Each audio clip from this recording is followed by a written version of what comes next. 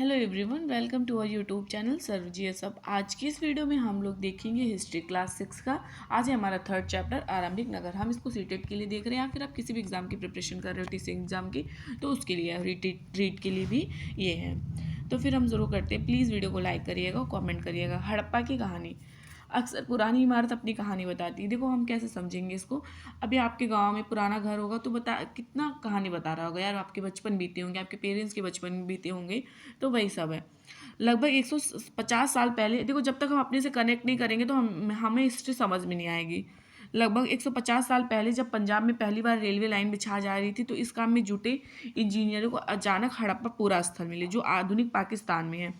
देखो मतलब कि रेलवे लाइन बिछाई जा रही थी और अचानक देखो कुछ चीज़ करते रहो, साफ सफाई करो, पैसा मिल जाता है दिवाली में। तो उसी तरह वो लोग भी कुछ काम कर रहे थे, रेलवे लाइन बिछा रहे थे, अचानक उन्हें हड़प्पा पूरा स्थल मिला, मतलब ईंट ऊट मिलने लगा जो आधुनिक पाकिस्तान में है।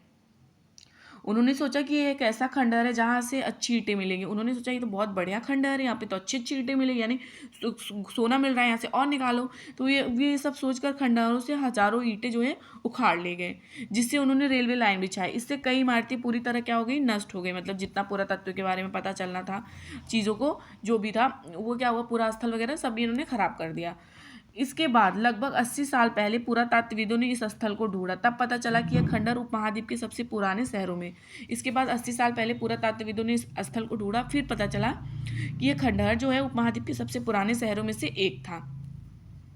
चूंकि इस नगर की खोज सबसे पहले हुई थी, इसलिए बाद में मिलने वाले इस तरह के पूरा स्थलों में जो इमारतें चीज़ें मिली उन्हें हड़प्पा सभ्यता इमारत कहा गया है। वैसे ये सिंधु सभ्यता है, ठीक है, सिंधु सभ्यता है, लेकिन यह सबसे पहले ये चीज़ें मिली इसलिए इसको हड़प्पा सभ्यता कहते हैं। ठीक। इन शहरों का निर्माण लगभग 3700 साल पहले हुआ था। आपसे पूछेगा कब 3700 साल पहले हुआ था, क्या विशेषता थी, इनको कैसे घर बनाया गया था, हम इसको देखते हैं। इन नगरों को मतलब उससे ज़्यादा हिस्से में विभाजित किया गया था। नगर को दो भागों में बांटा गया था। ठीक। प्राय पश्चिमी भाग छोटा था। पश्चिमी भाग जो था ये वेस्ट साइड का ये कैसा था, छोटा। ठीक। पश्चिमी भाग जो था हमारा वेस्ट साइड ये छोटा था, लेकिन ऊंचाई पे बना था, मतलब ये ऊंचाई पे बना था। देखो हमेशा जो छोटे लोग होते हैं उनको ऊपर रखा जाता है ना, ताकि उनको छोटा ना दिखाई जाए, मतलब कि छोटे ना हो, कहीं दवाएं कुछ लाया नहीं। इस तरह से छोटे बच्चों को देख लो, आप कंधे पे बैठा लेते हो, इस तरह से। पश्चिमी भाग छोटा था लेकिन ऊंचाई पर था, और पूर्वी भाग का हिस्सा जो था वो बहुत बड़ा था। जो बड़े होते हैं उनको पीछे बैठा देते हैं, उनके ऊपर बैठा देते हैं। तो ये कैसा था, ये निचले इलाके में था। ऊंचाई वाले भाग को क्या कहा गया, ऊंचाई वाले भाग को क्या कहा इन्होंने, नगर दुर्ग कहा। निचले हिस्से को निचला नगर कहा। निचले हिस्से को तो आप समझ जाओगे निचला नगर, ऊंचाई वाला मैंने आपको समझा दिया, छोटे लोगों को ऊपर चढ़ाया जाता है तो उसको नगर दुर्ग कहते हैं। दोनों हिस्सों की चार दीवारी पक्की ईंटों की बनाई गई थी। दोनों हिस्सों की जो चार दीवारी थी पक्की ईंटों की बनाई गई थी। इसकी ईंटें इतनी अच्छी थी कि 1000 सालों बाद आज तक उनकी दीवारें खड़ी हुई हैं, अभी तक खराब नहीं हुई हैं। दीवार बनाने के लिए ईंटों की चिनाई इस तरह करते थे जैसे कि दीवार कुछ मतलब कि बहुत ज़्यादा मजबूत रहे, इस तरह से उस पर चिनाई वगैरह करते थे, पुट्टी उट्टी मार के। तब नहीं था, लेकिन उन्होंने अपने अकॉर्डिंग बहुत बढ़िया करा था। कुछ नगरों के नगर दुर्ग में कुछ खास इमारतें बनाई गई थी। मिसाल के तौर पर मोहनजोदड़ो, मतलब कि जैसे अब के तौर पे इन्होंने मोहनजोदड़ो, जैसे अभी कुछ ना कुछ हमारा कोई बड़ा सा महल बनाया जाए, कुछ बनाया जाए, तो उन्होंने अपने लिए क्या बनाया, मिसाल के तौर पे मोहनजोदड़ो। ये मोहनजोदड़ो में एक खास तालाब बनाया गया जिसको क्या कहा पुरातत्वविदों ने, महान स्नानागार कहा। आपसे पूछेगा महान स्नानागार कहाँ था, तो ये मोहनजोदड़ो में था। इस तालाब को बनाने में ईंट और प्लास्टर का प्रयोग किया गया था। देखो इस तालाब को बनाने में ईंट और प्लास्टर का प्रयोग किया गया था, और इसमें पानी का रिसाव रोकने के लिए प्लास्टर के ऊपर क्या बनाया गया था, चारकोल की परतें चढ़ाई गई थी। ये लाइन याद रखिएगा, ऐसे क्वेश्चन पूरा लाइन टू लाइन आता है। इस सरोवर में दो तरफ से उतरने के लिए सीढ़ियां बनाई गई थी, मतलब दो तरफ, इस तरफ से भी इस तरफ से। चारों ओर कमरे बनाए गए थे, रूम, चेंजिंग रूम रहने के लिए बनाए गए थे। उसके बाद मतलब जब ये कोई मतलब आयोजन वगैरह खत्म होता था तो इस पानी जो था उसको निकाल देते थे। शायद यहाँ पे विशिष्ट नागरिक विशेष अवसरों पर स्नान किया करते हैं, जैसे कुंभ वगैरह होता है उस तरह से। कालीबंगा और लोथल जैसे अन्य नगरे में अग्निकुंड मिले। आपसे पूछेगा अग्निकुंड कहाँ पे मिले हैं, तो हम कालीबंगा ही लगाएंगे। लोथल देगा तो हम सोचेंगे नहीं लोथल में नहीं मिले, लोथल तो सिम बंदरगाह है। नहीं, कालीबंगा और लोथल दोनों जगहों से अग्निकुंड मिले जहाँ संभवतः यज्ञ किए जाते होंगे। हड़प्पा सभ्यता, मोहनजोदड़ो, लोथल जैसे कुछ नगरों में बड़े भंडार गृह भी मिले हैं। लोथल में एक चीज़ और है, लोथल हमारा क्या है, बंदरगाह है। भवन, नाले और सड़कें। इन नगरों के घर आमतौर पर 1 या 2 मंजिल होते थे। घर के आंगन के चारों ओर कमरे बनाए जाते थे। अधिकांश घरों में एक अलग अलग स्नानागार होता था और कुछ घरों में अभी भी देखेंगे, कुछ घरों में कुआं मिल रहा होगा आपको पहले ज़माने के गाँव में।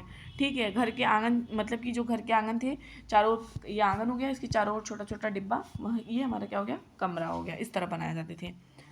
कई नगरों ढके हुए नाले थे। कई नगरों में क्या थे, ढके हुए नाले थे। इन्हें इतनी सावधानी से सीधी लाइन में बनाया गया था कि हर नाली में हल्की सी ढलान होती थी ताकि पानी आसानी से बह सके। अक्सर घरों की नालियाँ सड़कों की नालियों से जोड़ दिया जाता था, जो बाद में बड़े नालों में मिल जाती थी। नालों को ढके होने के कारण इनमें जगह जगह पर मेन होल बनाया जाता था ताकि इसको साफ कर सकें, जिनके जरिए देखभाल और सफाई की जा सके। जैसे भी देखो हम लोग के बाथरूम वाथरूम में किससे सीख से खोद खोद के सफाई करते हैं ना, उस तरह से ये लोग छोटा छोटा होल कर देते थे। नाले और सड़कों का निर्माण योजनाबद्ध तरीके से किया जाता था। नाले और सड़कों का निर्माण कैसे होता था, योजनाबद्ध तरीके से। नगरीय जीवन। हड़प्पा के नगरों में बड़ी हलचल रहा करती होगी। यहाँ पर ऐसे लोग रहते होंगे मतलब कि जो नगर की खास इमारत बनाने का योजना में जुटे होंगे। यहाँ के संभवतः यहाँ पे क्या लोग रहते होंगे, शासक थे। यह भी संभव है कि यहाँ के शासक लोग, यहाँ से क्वेश्चन आता है, दूर दूर भेज कर चीज़ें मंगाते थे। जैसे दूर भेज कर बहुत धातु, बहुमूल्य पत्थर, अन्य उपयोगी चीज़ मंगाते थे जिससे वो पहने और अच्छा घर बनवा सके, बढ़िया लगे। शायद शासक लोग खूबसूरत मनके तथा सोना चांदी से बने आभूषण जैसी कीमती चीज़ों को अपने पास रखते होंगे। इन नगरों में लिपिक भी होते थे। लिपिक से आप पूछेगा क्या होते थे, लिपिक वो लोग होते थे जो मुहर पे लिखते थे। क्या करते थे, जो मुहर पे लिखते थे उन्हें लिपिक कहते थे। और शायद अन्य चीज़ों पर भी लिखते होंगे जो बच नहीं पाई हैं।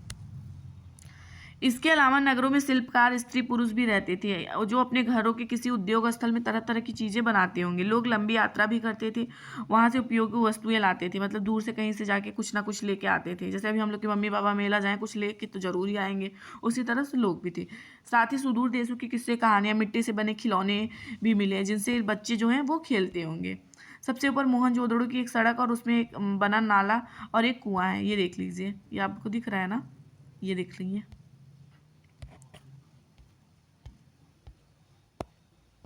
नगर और नए शिल्प। आओ अब कुछ ऐसी चीज़ों के बारे में हम देखते हैं जो हड़प्पा नगरों के बारे में प्राप्त हुई। पुरातत्वविदों को जो चीज़ वहाँ मिलती है उसमें अधिकांश पत्थर, शंख, तावे, कांसे, सोने और चांदी जैसे धातुओं से बनाई गई थी। ताबे और कांसे से औजार, हथियार, गहने, बर्तन बनाए जाते थे। सोने और चांदी से गहने और बर्तन बनाए जाते। यहाँ सबसे आकर्षक वस्तुओं में मन के बाट और फलक थे। देखो ये कितने प्यारे लग रहे हैं ना, ये सारे। हड़प्पा सभ्यता के लोग पत्थर की मुहर बनाते थे। इन आयताकार मुहरों पर समांतर जानवरों की चित्र होती थे। हड़प्पा सभ्यता के लोग काले रंग से डिजाइन करते थे और लाल मिट्टी के बर्तन, मतलब कि लाल मिट्टी के बर्तन बनाते थे। काले से डिजाइन करते थे और लाल मिट्टी के बर्तन बनाते थे। ये देखिए, ये चित्र देख रहे हैं ना। संभवतः 7,000 साल पहले मेहरगढ़ में कपास की खेती होती होगी। मतलब हमने देखा है ना, अभी पढ़ा भी था कि 7,000 साल पहले मेहरगढ़ में खेती होती थी, सुलेमान केसर पहाड़ियों के बीच में।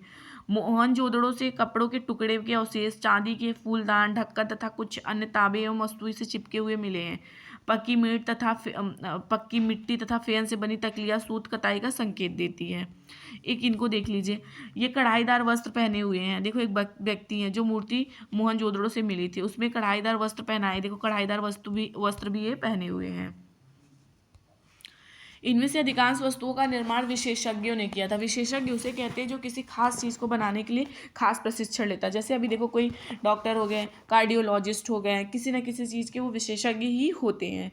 उसी तरह से कोई पत्थर वत्थर के बारे में, पत्थर तराशना, मन के चमकाना, फिर मोहरों पर पच्चीकारी करना आदि, ये सब चीज़ें थी। अभी हमने आपको चेहरा दिखाया ना, मूर्ति का चेहरा कितने आकर्षक ढंग से बनाया गया, उसमें दाढ़ी कितनी अच्छी तरह से दर्शाई गई। किसी विशेष मूर्तिकार का, कोई विशेष मूर्तिकार ही तो ये काम कर सकता है, कोई भी नॉर्मल लोग तो ये काम नहीं कर सकते हैं ना। हर व्यक्ति जो है विशेषज्ञ नहीं हो सकता था। हमें यह पता नहीं है कि क्या सिर्फ पुरुष ही ऐसे कामों में प्रशिक्षण हासिल करते थे या फिर केवल महिलाएं। शायद ही कुछ महिलाएं और पुरुष दोनों ही इस काम में दक्ष थे। फेंस क्या था?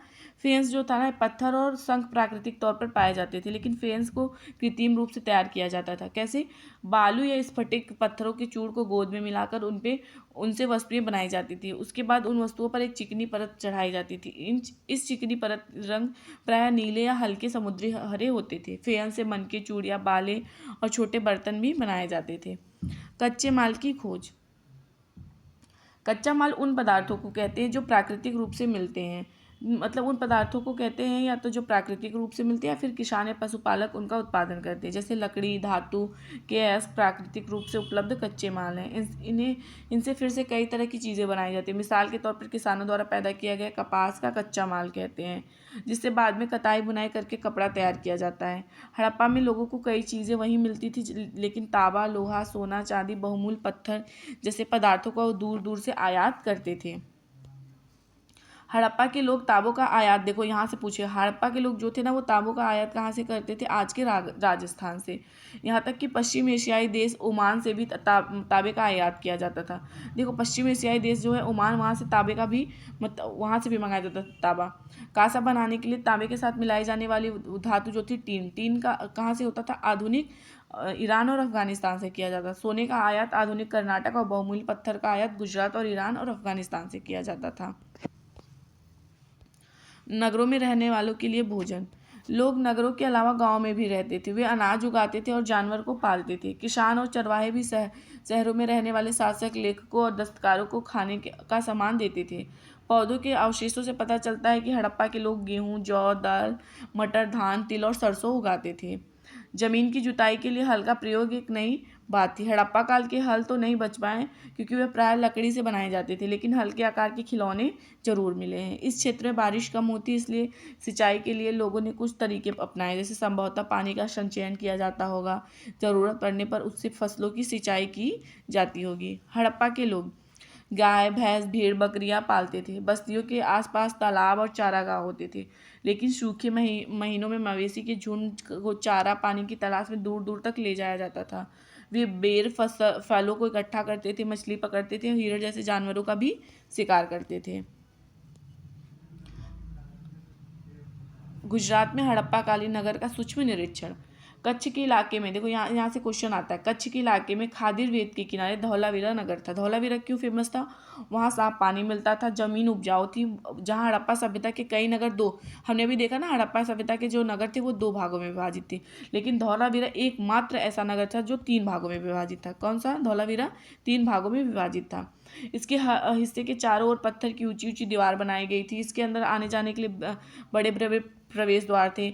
इस नगर को मतलब एक तरह खुला मैदान है, फील्ड, जैसे सामाजिक कार्यक्रम लोग खेलते होंगे। यहाँ पे मिले कुछ अवशेषों से हड़प्पा लिपि के बड़े बड़े अक्षरों के पत्थर में खुदा पाया गया है।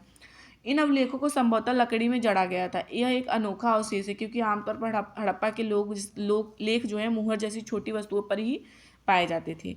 लोथल क्या था? एक बंदरगाह था। गुजरात की खंबात की खाड़ी में मिलने वाली साबरमती की एक नदी के किनारे बसा लोथल नगर था।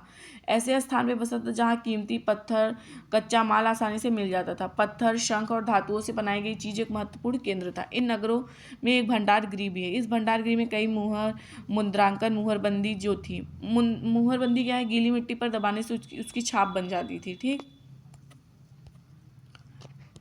यहाँ पर एक इमारत मिली जहाँ संभवतः मनके बनाने का काम होता था। पत्थर के टुकड़े, अध बने मनके बनाने वाले उपकरण तैयार होते थे यहाँ से। मुद्रा मुहर, ये क्या होता था? देख लो, भी हमने आपको बता दिया कि जैसे कोई सामान होता था उस पर ये गीली मिट्टी का लेप लगा के उसको ठोक दिया जाता था। अगर मान लो वो सील टूटी नहीं होती तो ऐसा माना जाता है कि इसके साथ छेड़छाड़ नहीं हुई। अगर सील मतलब कि सील टूट गई तो ऐसा माना जाता है कि इसके साथ छेड़छाड़ हुई इस सामान के साथ। सभ्यता का अंत का रहस्य, क्वेश्चन बहुत बार पूछता है। लगभग 3900 साल पहले एक बड़ा बदलाव देखने को मिलता। अचानक लोगों ने नगरों को छोड़ दिया। लेखन, मुहर और बाटों का प्रयोग बंद हो गया। दूर दूर से कच्चे माल का आयात काफ़ी कम हो गया। मोहनजोदड़ो में सड़कों पर कचरे के ढेर बनने लगे।